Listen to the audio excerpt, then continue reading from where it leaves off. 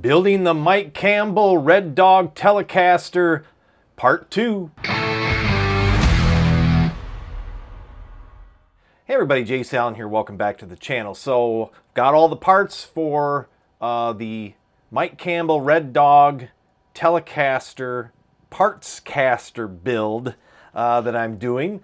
So we got all the parts laid out in the shop, out in the garage, but the first thing we need to do is figure out how we're going to route the body and how we're going to route the pickguard to fit the dual humbuckers.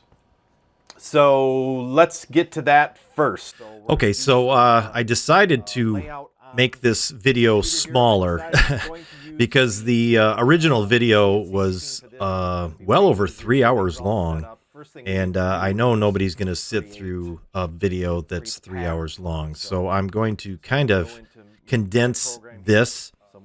And basically what I did was set up my program that I use for the CNC machine to cut both the pickguard for the dual humbuckers and to create the sort of swimming pool route inside the body itself.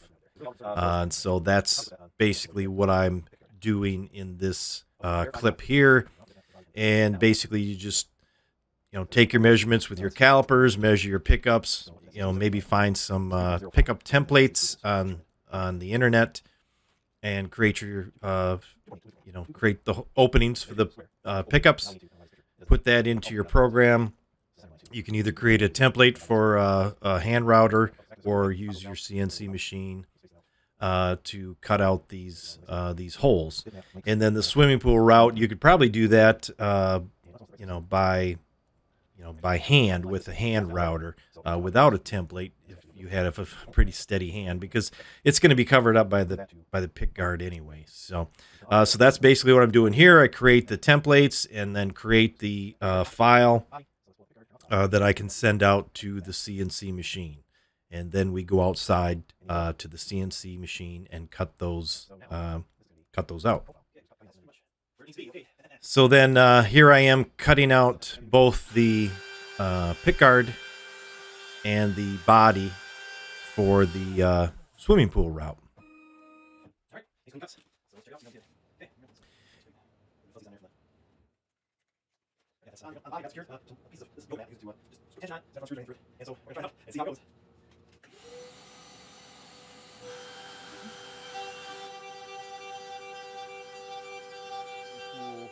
And I had a little issue with the CNC machine. I was trying to use the jog function to cut the swimming pool route out a little bit bigger because it wasn't quite big enough. And then for some reason it just kept going. And so I had that little flaw there, but that'll get covered up by the pickguard. The jog, see here, I had to extend that hole there a little bit. So I've already done a little preliminary work on figuring out where things go. This neck is supposedly made for this hardware, and these ferrules are quite a tight fit. Okay, so the first thing I did was put the ferrules in the for the tuners in the headstock, and I had to widen the holes a little bit with a drill bit. I think it was a 11/32 drill bit, and it just reamed the hole out ever so slightly so that those ferrules would fit. There we go. Yeah, so those aren't going anywhere. Okay, so we got one of the ferrules in, and then your tuners will go in there, and everything will be perfect.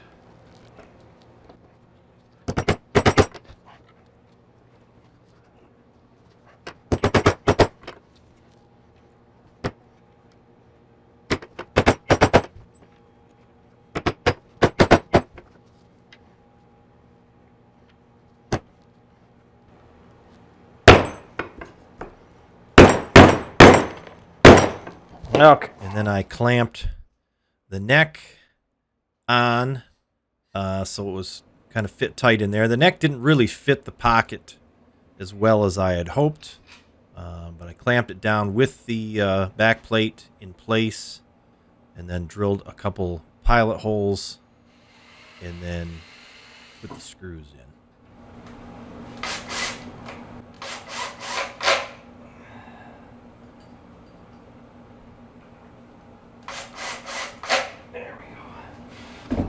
And then the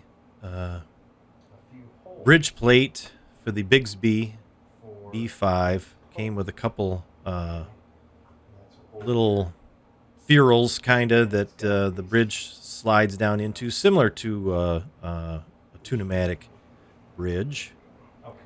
And so I put some tape over the body to protect the finish and to also be able to mark where the holes go. And then I just drilled the holes and pounded those ferrules, I guess you could call them, into bushings, whatever you want to call them.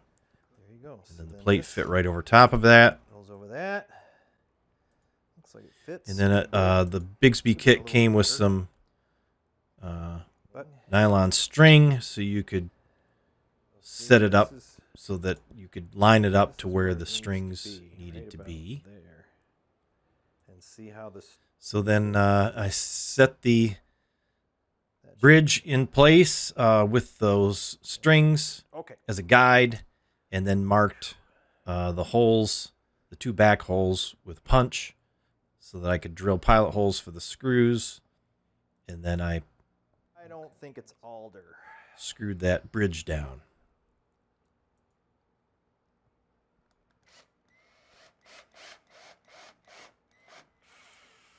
And then I put a few screws in the pickguard. The pickguard didn't actually come with screws, so I had a couple screws lying around that I had to put in. And I peeled my tape off so that I could start putting the electronics together. So then I kind of forgot to put the ferrules in the back, so I flipped it over for the guitar to fetish, put those this stuff is in the back. perfect. In Mike Campbell's the Fender's version of the Red Dog, Holes for the ferrules are it's missing one of the ferrules, so I only put 5 in. Oops, of course I cracked the finish a little bit there. And those ferrules fit really good. They were perfect fit. So then everything on this wiring harness came with quick connect. Even the jack had a quick connect to the I think it was the volume pot. And I had said something about and so you didn't have to solder anything with this particular kit, They actually put a quick connect, which is really nice. So So I've started with the jack cup. right in. I had already put that bracket in there that holds it on. I had to widen the hole for that as well because there was too much paint and the hole wasn't cut to the correct size on that Guitar Fetish body. I wasn't really impressed with those bodies. Probably won't buy one again from them. So I had to drill out that hole, and I only had a spade bit, and so I had to stick a piece of wood in there to try to center up the bit, and it kind of wobbled a little bit, so that hole isn't exactly clean. But it worked, so you just stick the jack through there and tighten the screw down, and it holds everything in place. Scratch the. So then I had to make the hole from the control cavity into the pickup cavity larger to accommodate all the wiring. So I used a really long drill bit for that. Put some tape on the body to protect it. There we go. And then I drilled the hole out again between the pickup cavities so that the wiring would all fit. And then another thing, knobs, the pots rather, from the these wiring harnesses from Guitar Fetish. They only included one nut and one washer, and the posts were really tall. And you really need 2 nuts so that you can position the post where you want it so that your knobs don't stick up too far. So I had to pull some nuts off of another set of pots to make it fit. So that was another kind of issue with the Guitar Fetish hardware. That was easy enough. That's the nice thing about these quick connect pre-made wire harnesses. So then I ended up getting everything screwed down, the pots and the switch. The switch is a mechanical switch. It's really nice. The pots are full-size pots, and the tone has a cap on it. Yeah, I'll probably just do that. Just come up. And again, like I said, these are 3.5 millimeter plugs and jacks for the quick connect, and it makes everything really easy. Plug in the amp. So then I plugged everything into my little amp on the floor so I could test to see which plugs went to which pickup. Okay. So then I was able to make sure the switch was in the right position and the pickups were in the right position. So that'll be neck.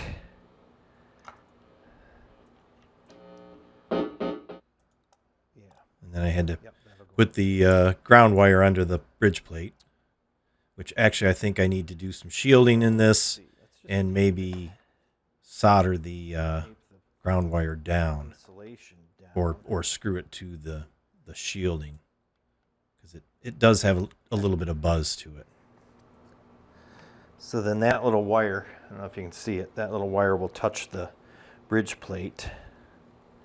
Oops. So another issue I came across with the pickups is these are arena pickups, they call them. 0.8K. And they weren't marked on the box. They were marked by model number, but it didn't say bridge or neck. And the pickups themselves weren't marked, so I had to write down what they were. So when you take them out of the box, you need to mark them right away, because if you mix them up, then you won't know which ones are which unless you test them with the multimeter. The neck, bridge and neck. Okay. So bridge. And of course, I had them in the wrong order to begin with, so I had to, which again is not the bridge, it's the middle. Swap them. Looked cool. So, I don't know.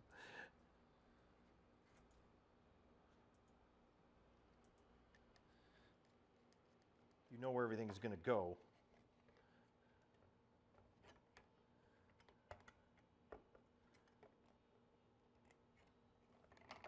There we go. Gotta put the string trees on, and So then I drill pilot holes for all my screw holes, so the wood doesn't split, and so you don't break your screws off.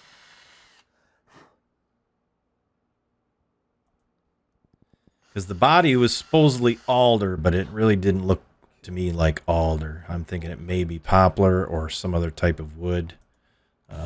Who knows? It's hard to say.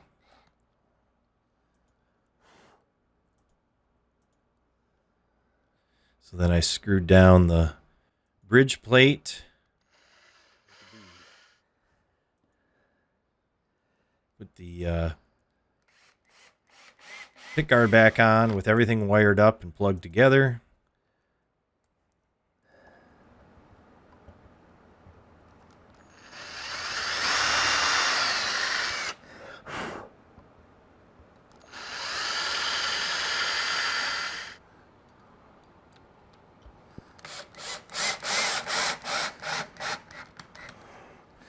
cool. Here we go.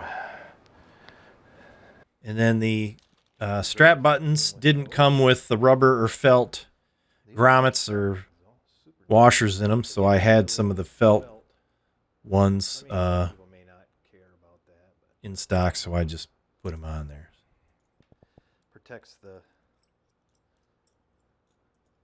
guitar finish, I guess. So I just marked the spot with a punch, all punch, and drilled the holes and put the strap buttons on. There, nice.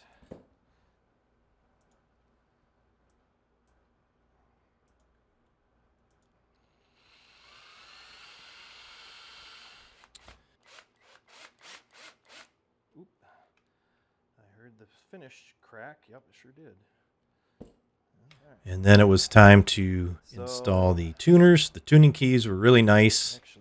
Like I said, the ferrules went in pretty easily after I sort of widened the holes a little bit. But then the tuning keys themselves went in perfect. They lined up perfect. So it was just a matter of I used a ruler to keep them straight, clamp that down, and then it was a matter of marking the holes with the awl again, and then drilling pilot holes again. Make sure you don't go all the way through. I did on the string tree, though. Went all the way through the headstock. Once, just on one of them. So then these tuning keys went in really well. And spacing was perfect, lined up perfect. So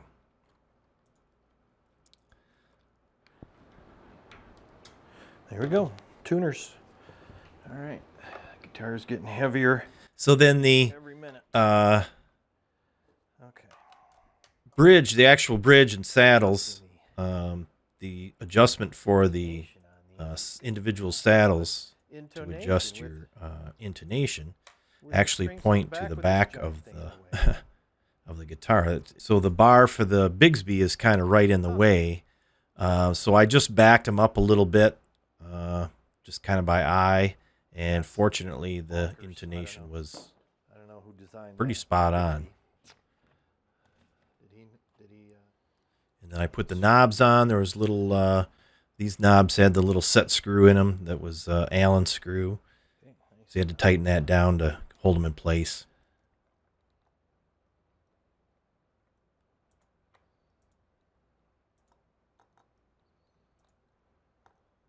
Find some more. And then I added a few more screws to the pick guard. I didn't have enough to go all the way around it, so. And then came to the point where I could string it up. I used some number 12 jazz strings because that's what I had in stock. I like to use. I had gotten a good deal on these strings, so I like to use them. When I'm building or setting something up, because then if I have to take them off or cut them off or whatever, I didn't spend a ton of money on them. So putting these strings on the Bigsby is pretty interesting. You have to the ball end of the string goes over these little tiny metal posts sticking out of the vibrato, that arm that's like a cylinder that vibrato arm is attached to, and then they go under this other bar that sort of holds the string tight to the saddle. And so there's a little bit of manipulation that has to go on. You got to keep tension on the on the string once you put the ball end over that little pin to get it to stay. So it took a while to string these up. If you're going to install a Bigsby on a guitar, be aware that changing strings on them takes a while. Those things are great. And then the nice thing about these vintage tuners is they have the slot with the hole down inside, and it makes changing strings and installing strings on that end of the guitar really easy. I wish all guitars had those on them.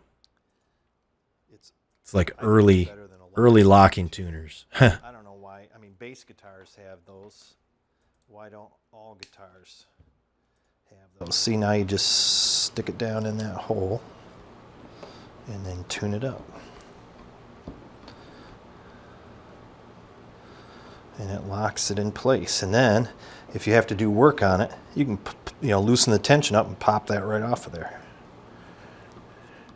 And I looked a picture up of the actual Red Dog Telecaster on the internet so I could tell where the string trees went. And then I didn't take into account that the screw had the little bushing, the little spacer on it. And so I set my my drill bit depth too deep. and ended up cutting or drilling through the headstock. And these are both the same size. And then I weighed the guitar, came to 8 pounds.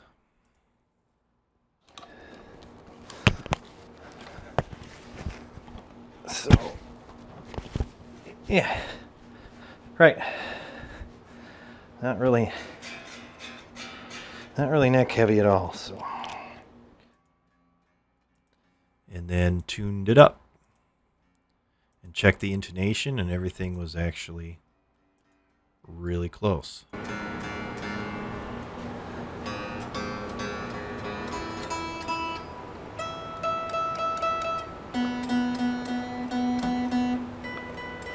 Okay, so then after that, I take the guitar down into the studio and do the sound samples, and so we'll let you hear that.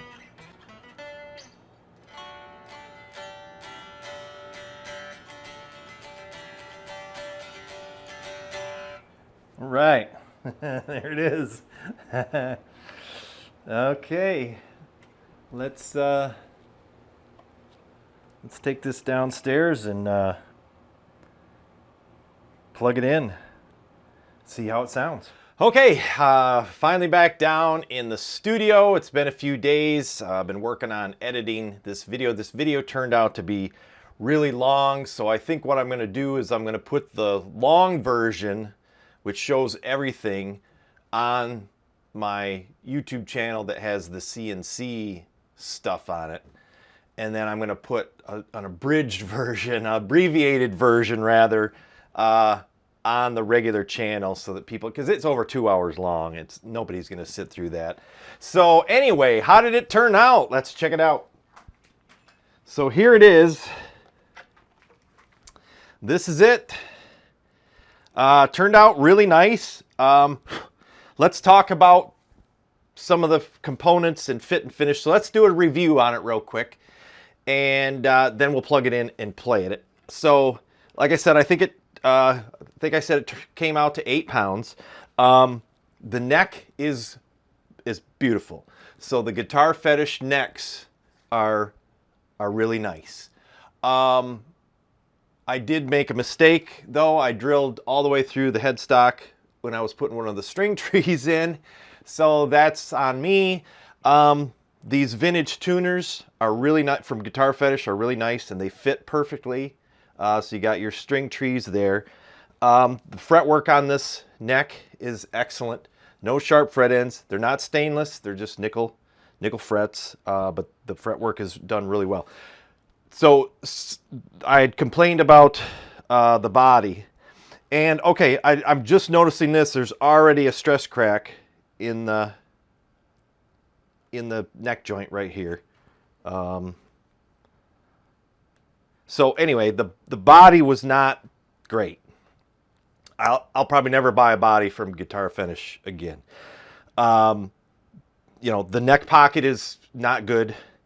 It's not level. It's not smooth. And then when they stamped that logo in it, it distorted it, so it's not a flat. And then the neck did not fit tight into the pocket. And these are XGP necks and XGP bodies, so you would assume that they would fit perfect.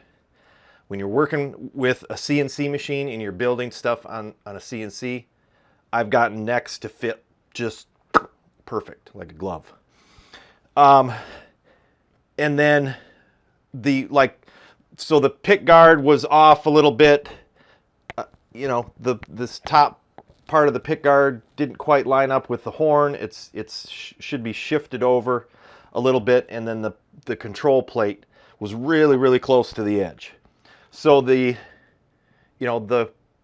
contours and the shapes and everything on this body were not correct. And then it's supposed to be, I don't know if it claims to be vintage spec, but they say USA spec.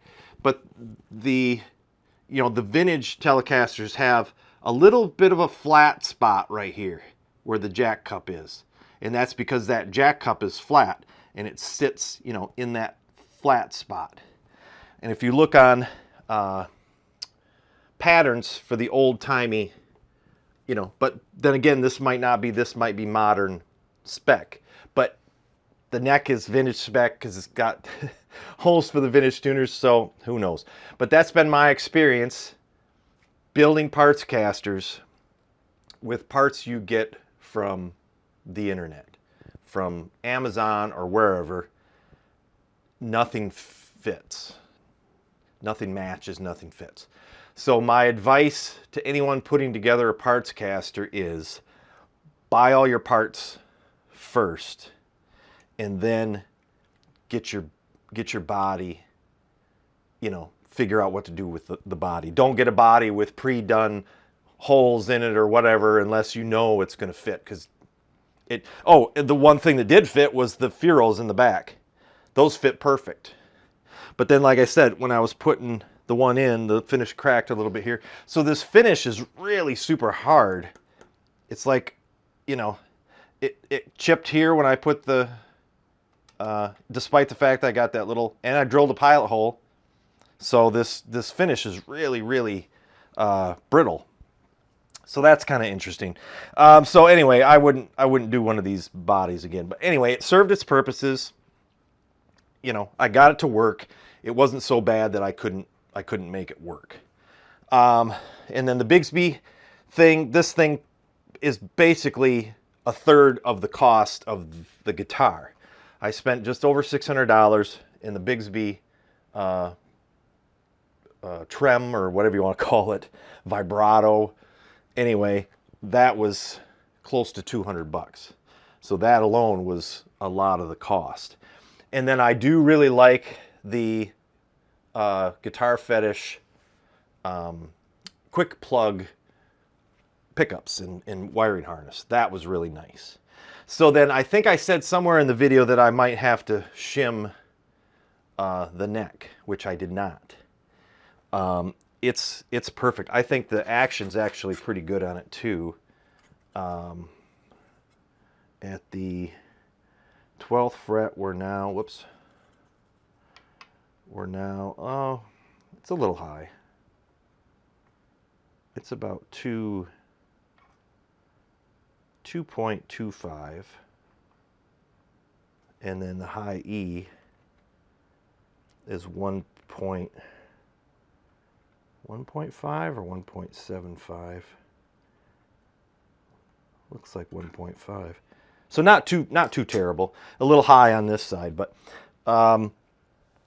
so I raised those saddles,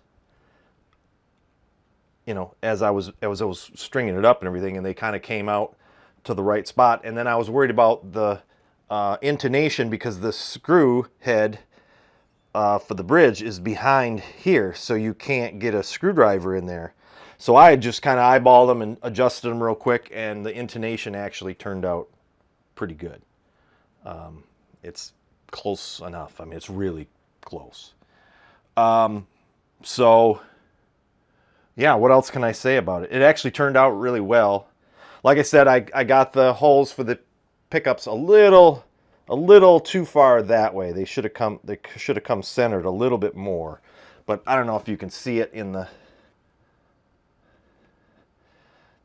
it's, you know, it's not bad.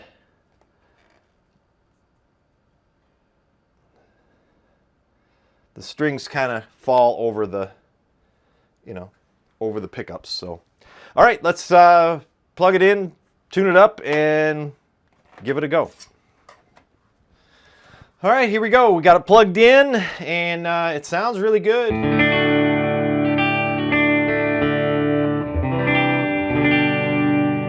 So we got the tone all the way up, the volume all the way up, and we're on the bridge single coil.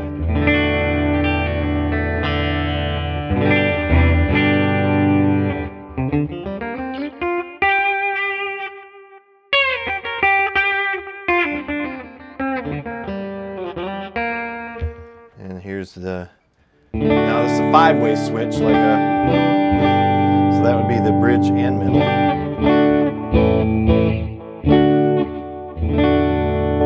There's the middle.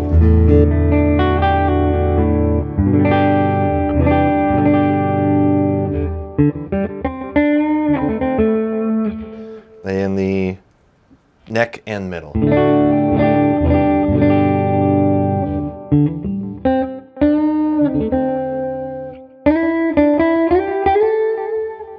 And the neck.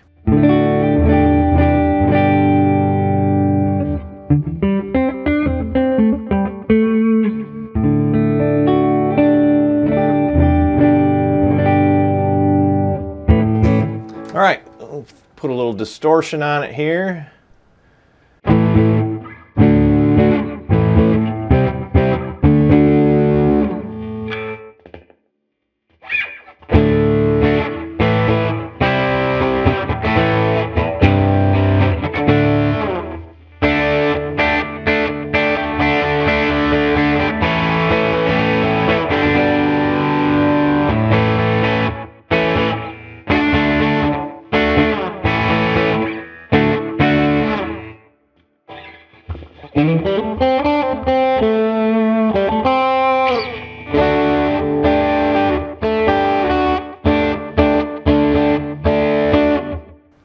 Middle.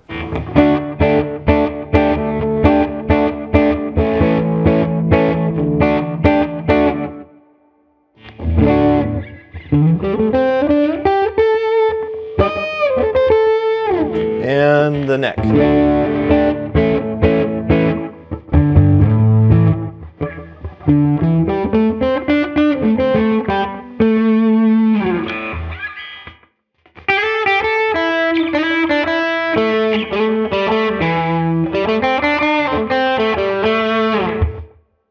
So yeah, it's, oh yeah, and I didn't mess with the trem. Let me do that so you can hear how that sounds. We'll go back to a clean.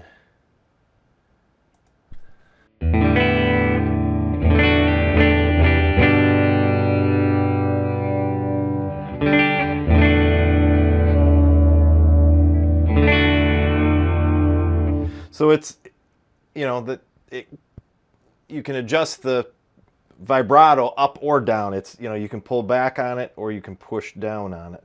So it's like a floating trim.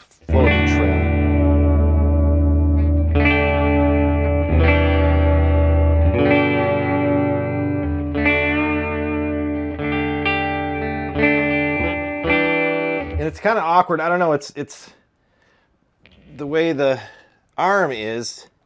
You can't really. I mean, because there's the spring in here, and it really doesn't. I mean, it's kind of subtle. You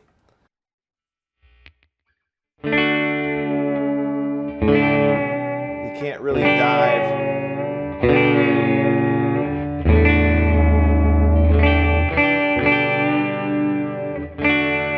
But it's, you know, it's an older style vibrato, so seems to stay in tune too. Let me just check the tuning on it real quick, see if it, yeah, it went out a little bit. These are new strings though, so.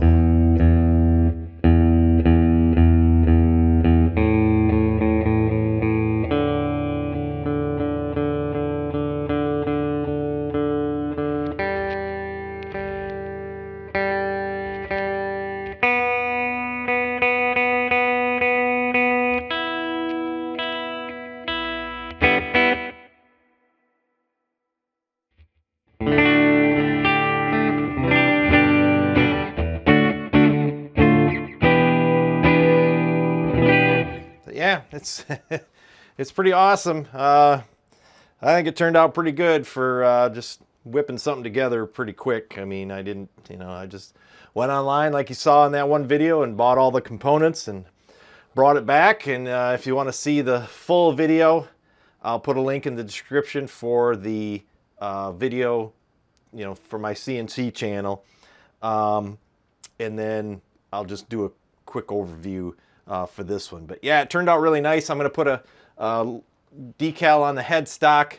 I'm going to call it the Crimson Canine. It's called the Red Dog, so I'm going to name this one Crimson Canine. So anyway, there you go. That's it. That's the Mike Campbell Red Dog Telecaster partscaster, using more or less all Guitar Fetish parts, save for the Bigsby vibrato on it. And so yeah, I think it turned out pretty good. Thanks for tuning in, everybody, and we'll see you next time.